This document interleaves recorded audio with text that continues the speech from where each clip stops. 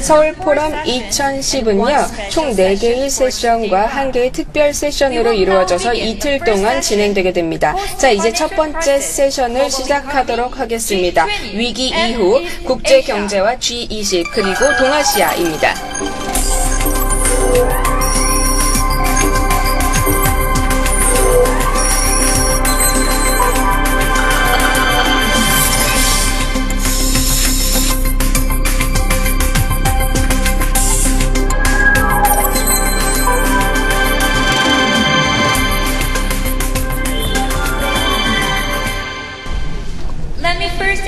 우선 라구람 라잔 교수님을 소개하겠습니다. 세계적으로 잘 알려지신 라구람 라잔 교수님을 소개하겠습니다. 우선 라잔 교수님 연단에 올라와 주시기 바랍니다. 제목은 G20은 제2의 금융위기를 막을 수 있을 것인가? 라고 하는 것입니다. 큰 박수로 맞아주시기 바랍니다.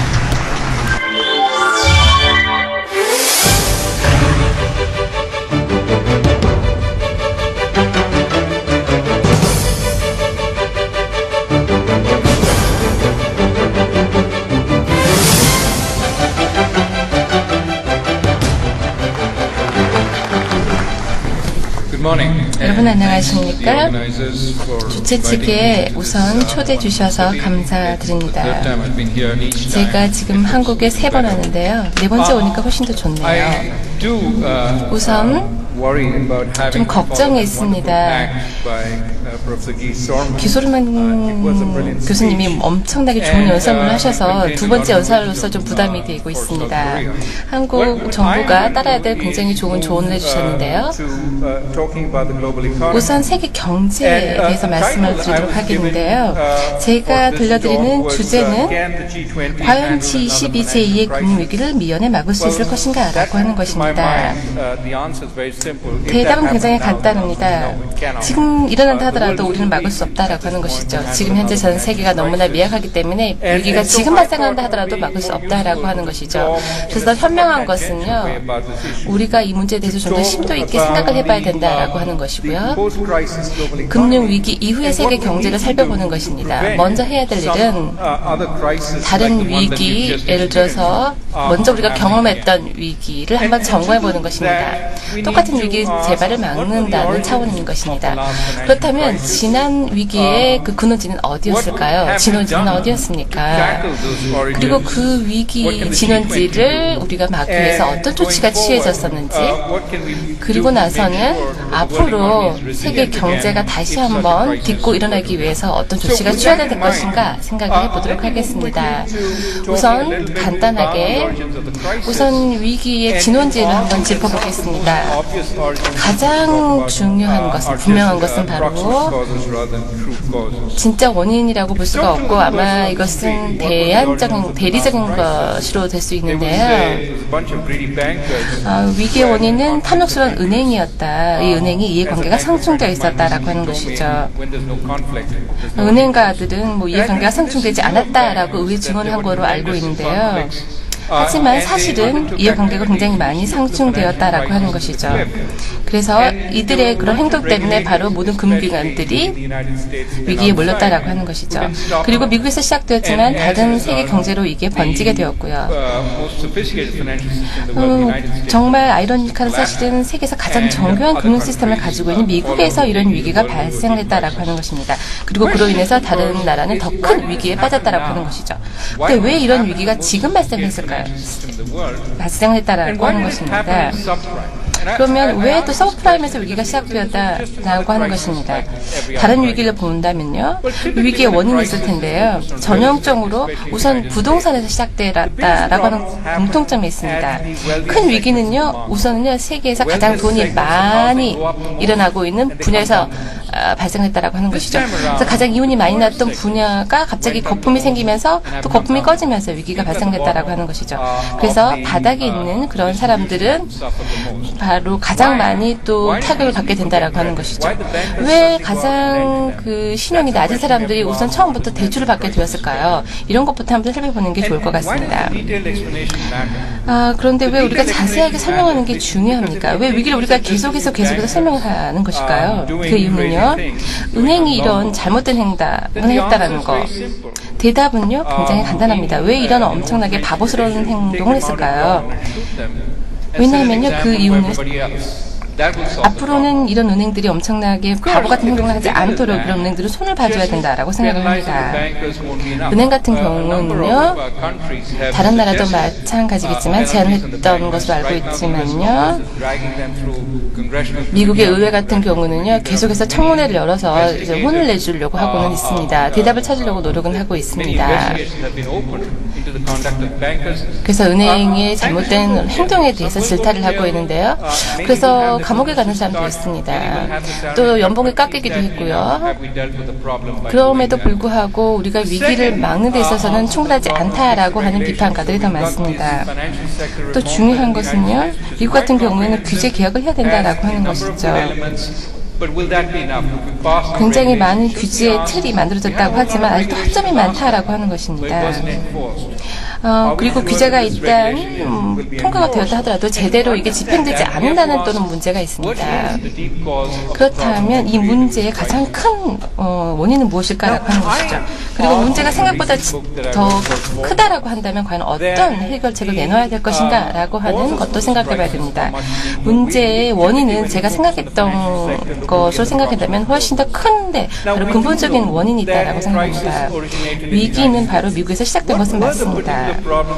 그러면 정확하게 어떤 문제를 미국이 안고 있었다라고 하는 것이죠. 제가 볼 때는 두 개의 가장 큰 약점이 미국에 있다고 생각합니다. 아직까지 이 문제가 고쳐지지 않은 상태이고요. 첫 번째는요, 계속해서 소득 격차가 커지고 있다라고 하는 것이죠.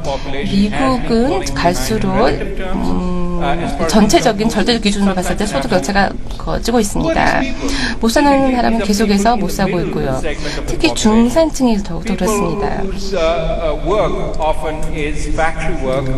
공장 일을 하는 사람들, 예를 들어서 자동차에서 일을 하는 사람들, GM 공장에서 일을 하는 사람들은요, 제대로 지금 그 임금 인상이 되지 않고 있다라고 하는 것이죠. 그리고 지난 30에서 40년 동안의 임금은 거의 동결된 상태였고요.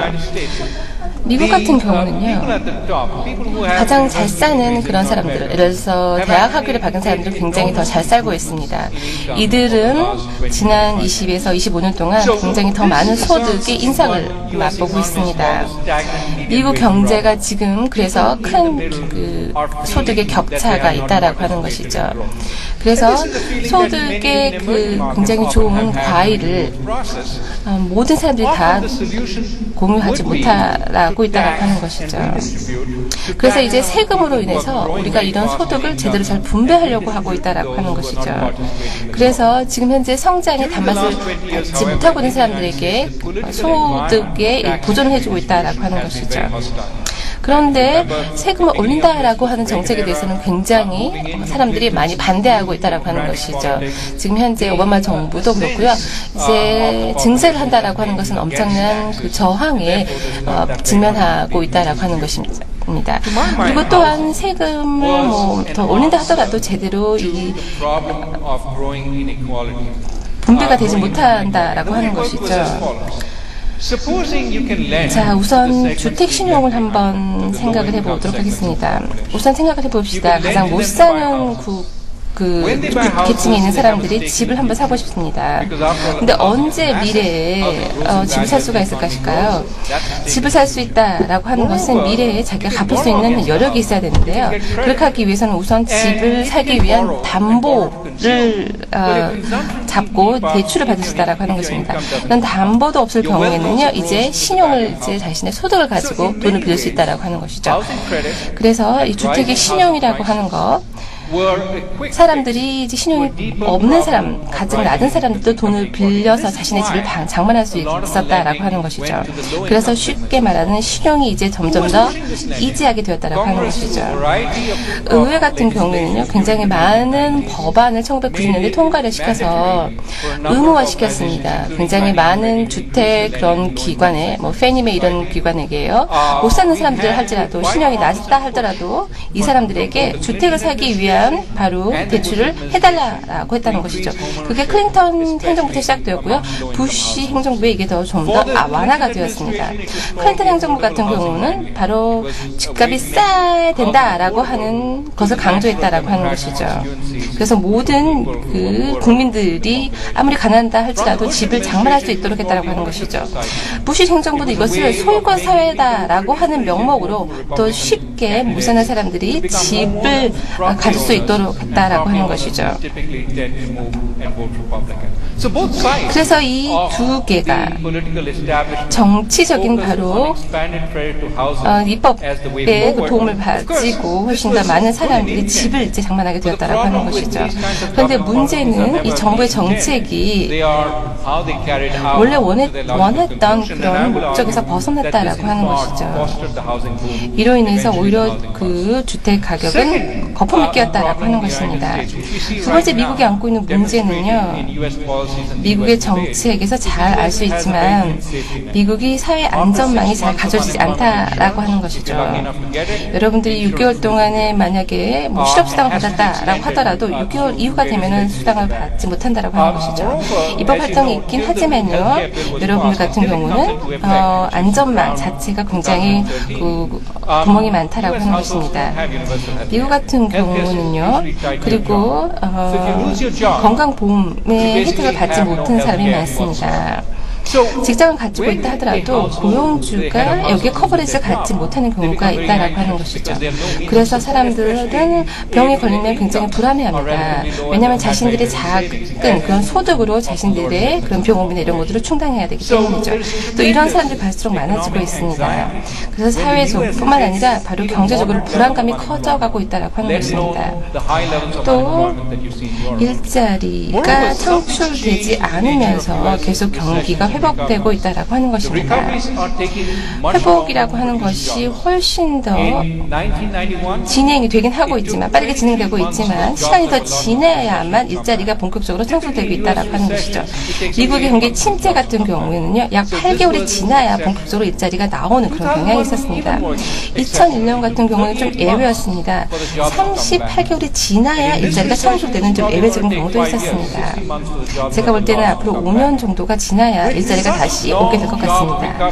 다시 말하자면 계속해서 이렇게 시간이 길어지고 있다라고 하는 것이죠. 일자리 창출 없는 그 경기 회복의 그런 사이클이 말이죠. 그런 이유 때문에 미국의 정책에서는요, 뭐 이게 부양 정책도 그렇고 또는 재정 정책도 그렇고요, 압력이 갈수록 많이 받고 있다라고 하는 것이죠. 그래서 미국 같은 경우는요, G20 국가 중에서 유일하게 우리는 아직도 경기 부양이 필요하다라고 그렇게 강조를 했던 나라였다라고 하는 것이죠. 왜냐하면 더 많은 경기 부양책을 써야만 일자리가 만들어진다라고 이렇게 역설할 수밖에 없다라고 하는 것이죠.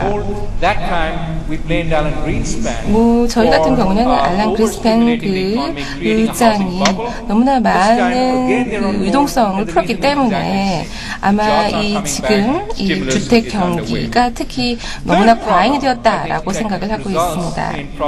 세 가지는요, 거시 경제면에서 살펴봤을 때 너무나 많은 국가들이 수출 주도로 성장 전략을 수정하고 있다라고 하는 것이죠. 아시겠지만 일본 같은 경우는요, 2차 세계대전이 일어난 이후에 엄청난 성장을 구가했습니다. 엄청난 성공을 거뒀다라고 하는 것이죠. 그래서 성장의 중요한 모범 사례가 되었습니다. 그래서 1970년대, 80년대만 하더라도 거의 1년에 10% 성장을 이뤘다라고 하는 것이죠. 한국 같은 경우도요, 일본 일본의 모델을 지금 따라잡긴 했지만 이제 일본을 제치고 훨씬 더 좋은 그런 모범 사례로 자리 잡고 있습니다. 그런데 문제가 여기 있다라고 하는 것이죠. 이렇게 수출 주도로 성장을 하게 된다면요, 앞으로 경제 성장이 좀 균형이 깨질 수 있다라고 하는 것이죠. 왜냐하면 정부가 바로 개입을 해야 된다. 그리고 은행이 개입해야 된다라고 하는 그런 약점을 갖고 있기 때문입니다. 그래서 수출 주도로 계속 성장 전략을 짰을 경우에 어떤 한계점에 달아들 수밖에 없다라고 하는 것이죠. 그리고 해외 경쟁에서 이겨야 된다는 부담감도 있다라고 하는 것입니다. 후지주나 혼다, 이런 소니 같은 경우는 바로 해외 시장에서 성공적으로 경쟁력을 갖췄습니다. 삼성이나 현대, 한국 기업도 마찬가지로 지금 굉장히 경쟁력을 많이 갖추고 있습니다. 그런데 일본 같은 경우는요, 주로 수출 주도로 그 성장을 했을 경우에는요, 바로 국내 수요를 제대로 못 맞추고 있는 그런 약점이 있다라고 하는 것이죠. 한 가지 예를 들어보자면 일본에서 한번 머리를 자를 때 굉장히 돈이 비쌉니다.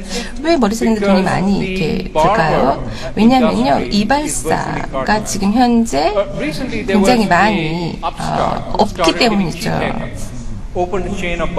그래서 굉장히 싼 가격으로 머리를 잘라주는 그게 바로 체인점으로 많이 지금 생기고 있는데요. 이발사 같은 경우는 우리가 이제 과잉 경쟁을 막기 위해서 뭔가 해야 된다라는 생각을 하게 되었던 것이죠.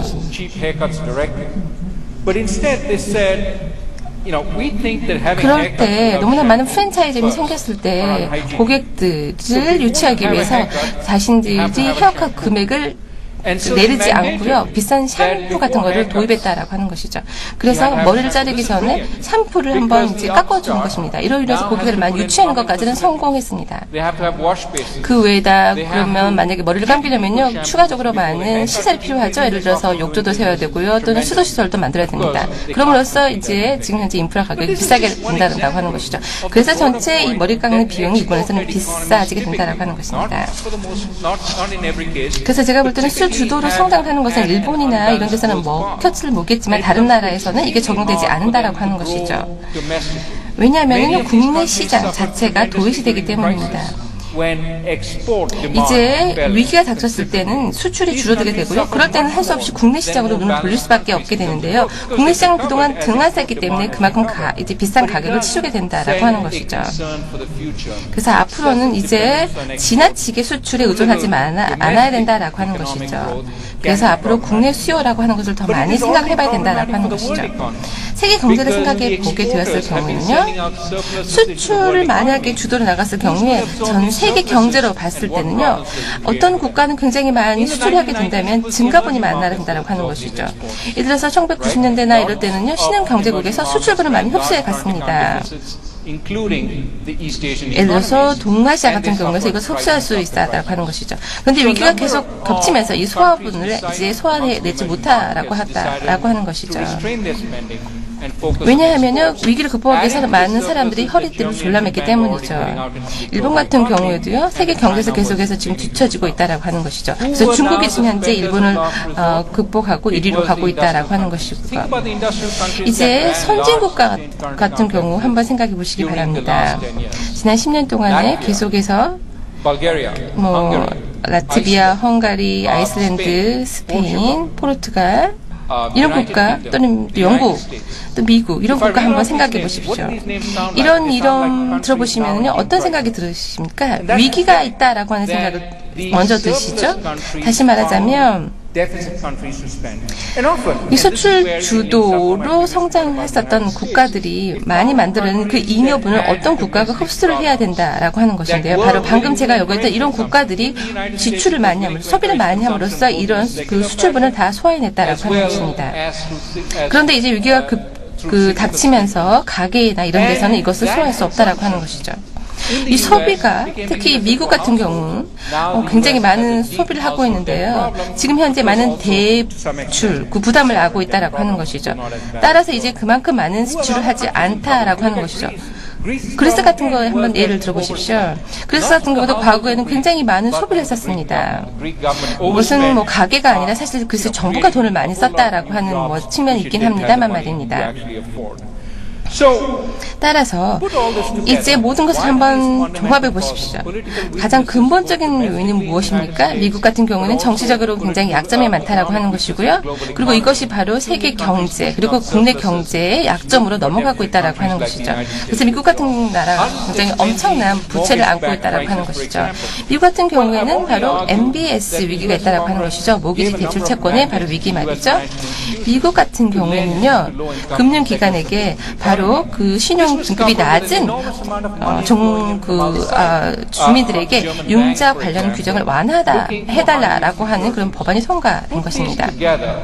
그래서 서브프라임 대출이 굉장히 많이 그런 가난한 사람들에게 흘러가게 되었다라고 하는 것이죠. 그런데 이런 모기지가 결국 어떻게 되었습니까? 바로 MBS가 결국 사람들이 생각할 때 수익이 높아서 많이 사긴 했었지만 결국 이것이 버블이었다라고 하는 것이죠. 그래서 결국은 굉장히 그 퀄리티가 낮았던 그 MBS가 많은 그 금융기관들에 의해서 사들여졌다라고 하는 것이죠. 그리고 여기에 거품이 낀 그 부당손으로 복잡한 파생 금융 상품도 만들었다라고 하는 것이죠. 왜냐하면 수익률도 높고 사람들이 안전하다고 생각했기 때문이죠.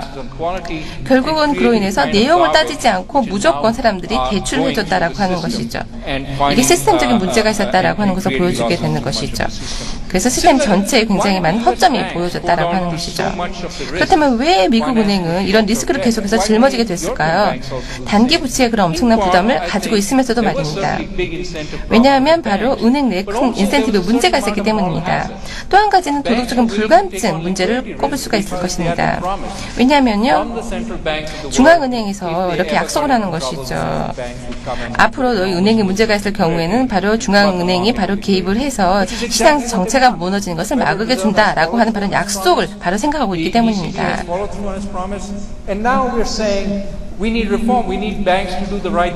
이제 연준이 같은 곳에서는요, 만약 어떤 시스템이 잘못되었다, 그리고 행동을 잘못했을 경우에는 이제 계획을 통해서 고치라라고 이렇게 종용을 하고 있는 것입니다. 그런데 앞으로 이것을 실제로 연준위에서 행동에 옮기는 것은 굉장히 어려울 것 같습니다. 그래서 은행들은 알고 있다라고 하는 것이죠. 잘못된 행동을 한다 하더라도 실제로 처벌을 받는다라고 하는 가능성은 낮다라고 하는 것이죠. 그로 인해서 그런데 어떤 결과가 야기되었습니까? 미국 같은 경우는요, 은행이 굉장히 많은 위기에 빠졌죠. 그리고 주식 시장은 붕괴되었고요. 그리고 계속해서 금융 위기가 이어지고 있습니다. 그리고 재정과 금융 분야에 있어서 부양 정책이 나오고 있습니다. 그리고 이걸 바로 세계 경제의 성장을 지금 발목을 잡고 있고요. 또 한 가지 짚고 넘어갈 것은요, 바로 금융 분야에 있어서 뿐만 아니라 바로 공공 분야에 있어서 BS가 굉장히 약하다라고 하는 것이죠. 지금 현재 그래프 한번 바라보시기 바랍니다. 바로 선진국에 있어서의 국가 부채 비율이요, 1970년대 이후부터는 계속해서 오름세를 보이고 있습니다. 이것은 바로 금융위기로 야기된 바로 위기가 아니다라고 하는 것이죠. 바로 국가의 부채 자체가 굉장히 오르고 있다라고 하는 것이죠. 그것은 바로 국가 정책 자체에 뭔가 잘못됐다라고 하는 것입니다. 그래서 지금 현재 국가 부채 위기를 지금 우리가 직면하고 있다라고 하는 것입니다. 그래서 선진국가 같은 경우는요, 특히 굉장히 긴축 경제를 미리 하고 있다라고 하는 것입니다. 그래서 지금 현재 보시는 것처럼요, G20 같은 국가들은 다른 나라 국가가 긴축 예산을 했을 경우에 미리 자신들의 돈을 줄여나간다라고 하는 것이죠. 그렇다면 지금 현재 발생하고 있는 사태는 무엇입니까? 우선 시장의 걱정을 우리는 잘 알고 있습니다. 남유럽 같은 경우는 뭐 스페인이나 또는 포르투갈 같은 경우는요, 굉장히 긴축 예산으로 바꿔가고 있다는 것이죠. 그리고 사람들은 아까 보시는 것처럼 다른 그 국가 부채에 대해서, 채권에 대해서 이제 신용을 잃어가고 있다라고 하는 것이죠. 뭐 독일 부채, 채권은 굉장히 뭐 건전하게 거래되고 있습니다만 말입니다. 그래서 사람들은 이제 중기적으로는요, 아마 계속해서 미리 알아서 긴축 예산으로 전환될 가능성이 높다라고 하는 것이죠. 그래서 전 세계적으로 보면 미국이 G20 회담에서 유일하게 지출을 좀 느리자라고 요구하고 있는 입장입니다. 그런데 지금 현재 여기에 동의하고 있는 국가는 굉장히 작다라고 하는 것이죠. 왜냐하면 미국과 유럽이 직면한 문제가 전부 다르기 때문이고요. 그래서 지금 현재 세계 경제가 이렇게 위기에 빠졌다라고 하는 것이고요. 그런데 문제는 이제 부양 정책이 끝나게 됐을 경우에 제가 생각할 때는 금융 정책의 개혁뿐만 아니라 재정 정책의 개혁을 요구하는 목소리가 앞으로 더 많은 그 모멘텀을 얻을 것 같습니다. 그리고 앞으로 몇 주 동안에는요, 세계 경제가 아마 중요한 경제, 특히 은행 시스템을 고치려고 노력하게 된다라고 하는 것이죠. 이 스트레스 테스트를 통해서 은행의 건전성을 지금 현재 테스트하고 있는데요. 앞으로는 이제 문제점이 먼저 나타나기 전에 스트레스를 통해서 자산의 건전성을 테스트해 본다라고 하는 것이죠. 앞으로는 그래서 이제 은행 같은 경우에는요, 부실 자산이 많은 경우에는 스스로 알아서 정리하도록 이렇게 시스템이 돌아갈 수 있다라고 하는 것입니다. 문제가 어디 있는지 잘 모르게 된다라고 한다면요, 자산에 대해서 사람들이 자본에 대해서 자신감을 가질 수 없게 되는 것이고요. 그럼으로 해서 전체 이 신용이 무너지게 되고요, 제2의 위기가 올 수 있는 가능성이 높다라고 하는 것이죠. 그런데 좀 다행인 것은 유럽에서는 이런 스트레스를 통해서 그 은행의 신용 그리고 자산의 건전성을 굉장히 건전한 방향으로, 좋은 방향으로 가져가고 있다라고 하는 것입니다. 지금 현재는요, 모든 노력이, 그런데 최근 정책을 보면은요, 그 과거 상태로 복귀하는 경향이 높은 것 같습니다. 미국은 계속해 소비자들에게 좀 더 많이 돈을 쓰세요라고 이렇게 하고 있다라고 하는 것입니다.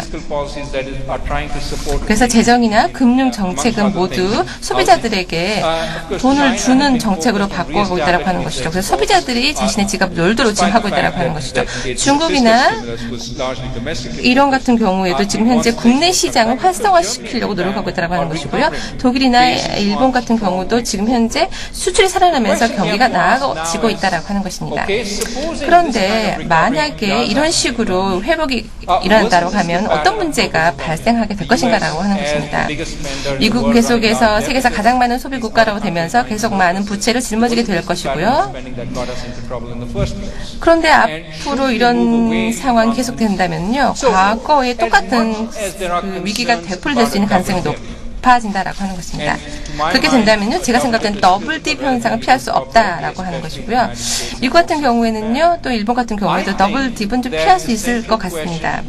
문제는요, 이제 우리가 포커스를 둬야 될 것이 G20도 마찬가지고요. 어떤 식으로 우리가 이런 패턴을 끊어야 될 것인가 하는 것입니다. 다시 말하자면 이제 성장을 다시 우리가 거꾸로 가야 된다라고 하는 것이죠. 다시 말하자면 한 국가는 계속해서 성장을 많이 하고 다른 국가는 그런 성장을 통해서 나오는 수출을 소비를 해야 되고, 이런 식의 이제 패턴을 끊어야 된다라고 하는 것입니다. 개혁을 해야 된다라는 말인데요. 어떤 식의 개혁을 해야 되는가라고 하는 것이죠. 우선 금융 분야 개혁을 해야겠죠. 가장 중요한 것은요, 바로 은행이나 바로 투자자들의 인센티브 문제에 개혁을 해야 된다고 하는 것이죠. 은행 같은 경우는요, 바로 엄청난 그런 그 인센티브를 주고 있다라고 하는 것이죠. 바로 인센티브 문제를 먼저 고쳐야 된다고 하는 것입니다. 그리고 또 문제 같은 경우에 있어서는 국가 간의 해결을 꼭 봐야 되는 문제도 있습니다. 예를 들어서 자본이나 또 유동성 문제 같은 완충 문제가 있는데요. 이런 문제 같은 경우는 한 나라가 아니라 서로 다른 국가 간이 서로 긴밀한 협력이 필요한 문제라고 하는 것이죠. 그래서 제가 볼 때는 어떤 중요한 그 두 기관, 금융기관 간의 협업이 필요할 수 있다고 하는 것이죠. 그런데 그 프로세스는 굉장히 늦을 수밖에 없을 것입니다. 두 번째 중요한 것은요, 개혁을 할 때 바로 모든 국가가 전면적으로 나서야 된다라고 하는 것입니다. G20 국가에서는요, 가장 활성화해야 된다는 것이 바로 국가 간의 해결을 어떻게 해야 될 것인가라는 것이죠. 만약 한 국가가 그 한 국가 내에서 어떤 회사나 어떤 금융 분야가 만약에 우리가 파산했을 경우에 실패를 했을 경우에 어떤 식으로 해결해야 될 것인가라고 하는 그런 해결 메커니즘이 있어야 된다고 하는 것이죠. 그리고 G20 같은 경우는요, 바로 세계 경제 균형을 맞추는 것에 많은 그 어젠다를 또 G20 국가는 해야 될 것입니다. 앞으로는 미국 소비 의존도를 낮춰야 된다라고 하는 것이죠. 미국의 경제는 주로 이제 소비를 낮추는 방향으로 정책이 미국이 나아갈 것입니다. 미국은요, 그 대신에 지금 현재 10%의 실업률을 갖고 있는데요. 문제는 대학 졸업생 같은 경우는 4%의 실업률밖에 없다라고 하는 것이죠. 이만큼 교육이 중요하다라고 하는 것입니다. 생산직이라 할지라도 이제 스킬 그 노동력을 원하고 있다라고 하는 것이죠. 그래서 앞으로 그 미국의 그 경기 부양 정책은 바로 경기 전체의 바로 그 구조 조정을 하는 방향으로 나아가고 있습니다. 그리고 그 잉여 국가 같은 경우 중국이나 뭐 이런 국가 같은 경우는요, 앞으로 그 가계 친화적인 그런 정책을 가야 된다라고 하는 것이죠. 지금 현재 중국 같은 경우에는 굉장히 많은 그 저축이 있는데요.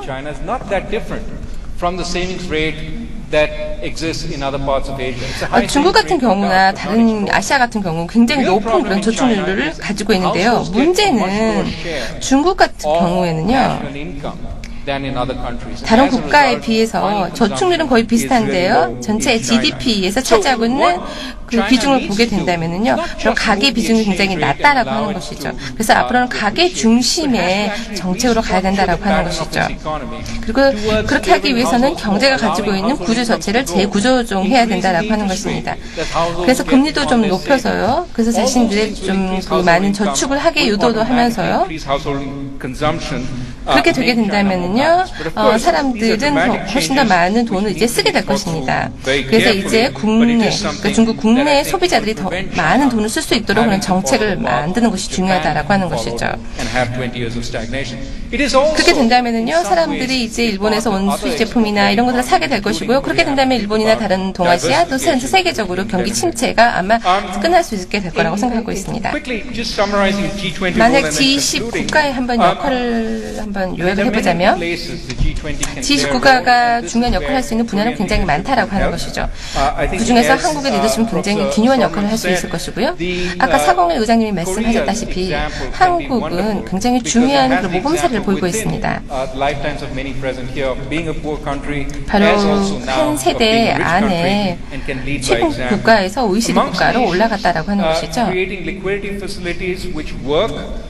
그래서 국경을 넘어선 어떤 문제를 해결하는 그 메커니즘이 만들어져야 되고요. 그리고 유동성이나 또는 자본의 요구사항 같은 것에 포커스를 맞춰서 많은 금융 분야의 개혁에 또 초점을 맞춰야 될 것입니다. 그리고 가장 중요한 건 국내 정책의 개혁을 가장 또 많이 주장해야 된다고 하는 것이죠.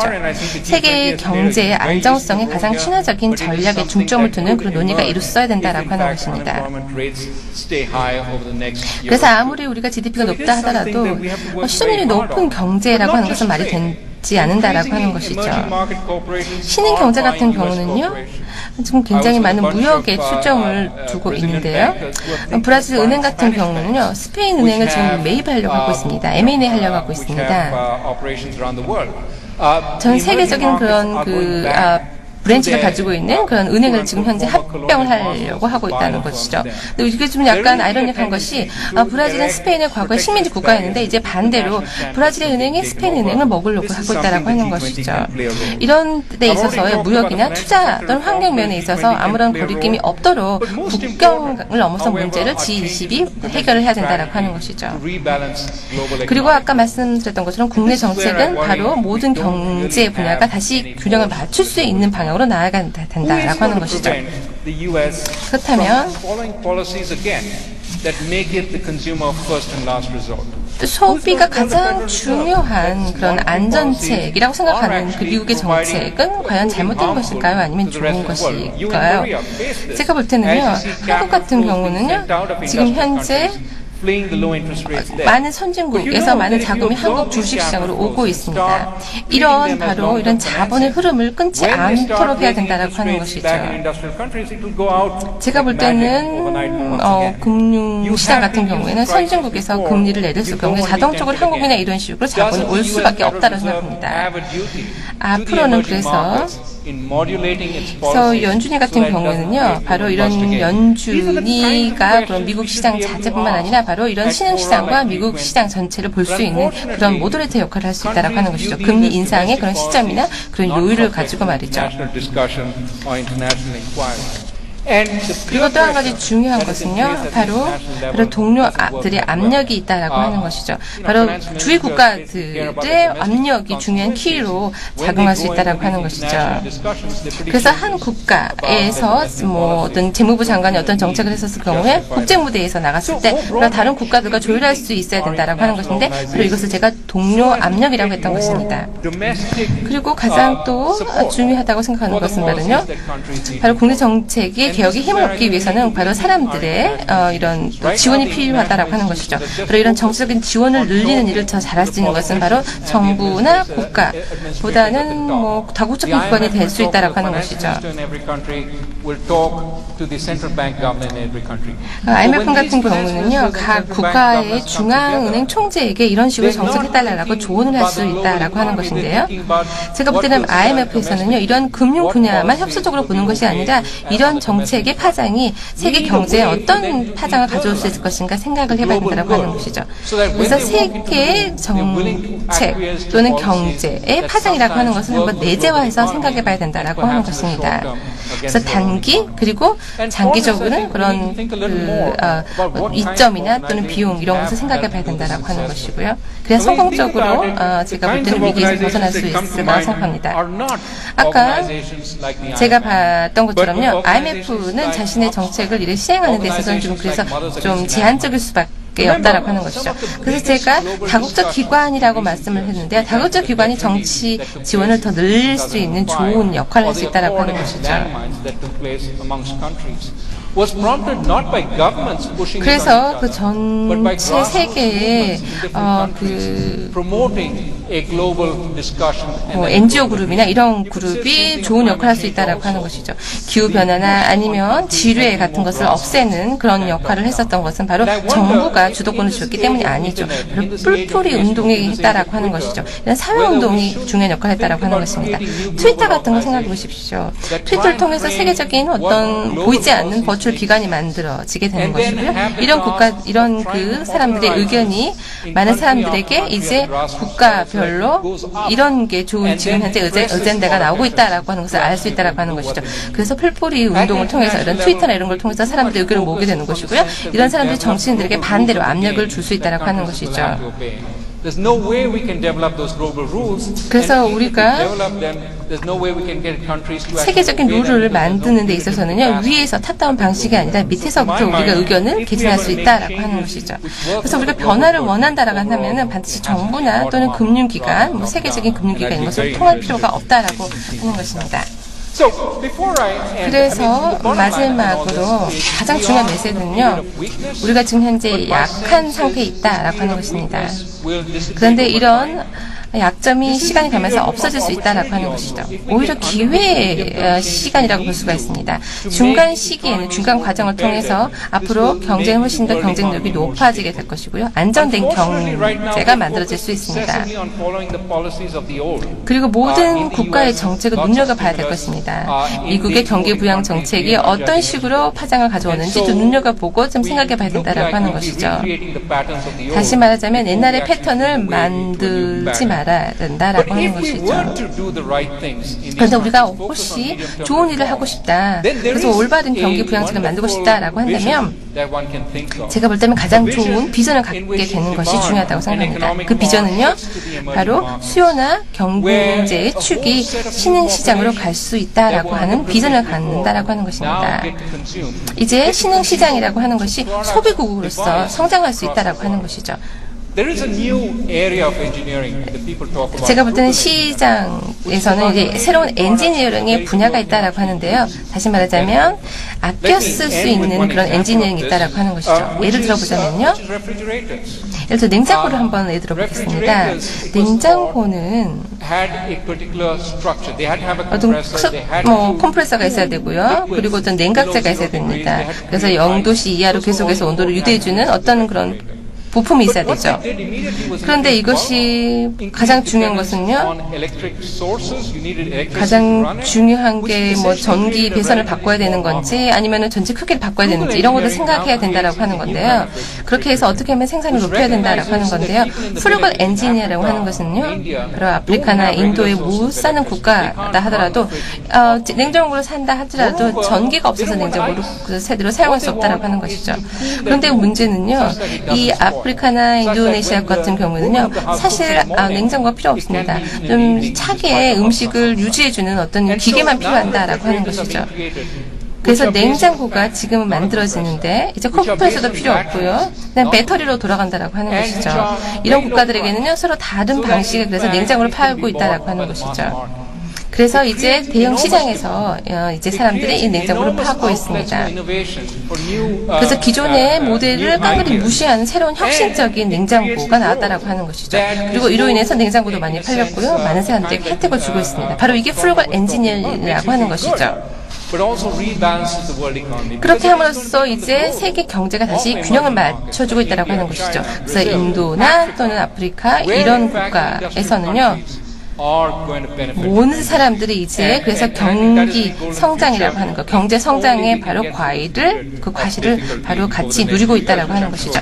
그래서 선진국만 아니라 무산업 국가에서도 이제 그런 경제 성장, 그런 번영에 동참을 할 수 있고 그런 파일을 나눠 가져야 된다라고 하는 것이죠. 아까 기술만 교수가 말씀하셨던 것처럼 바로 혁신이라고 하는 것을 한국 같은 국가, 또 선진 국가에서는 다른 국가들에게 보여줄 수 있어야 된다라고 생각합니다. 한국의 협업을 통해서 뉴델리에서 바로 지하철이 만들어지고 있는데요. 최근에 이게 지금 현재 거의 완성될 그런 것으로 제가 들었습니다. 바로 그것은요. 바로 한국 같은 국가에서 혁신 기술을 일본에게 인도에게 주었기 때문이죠.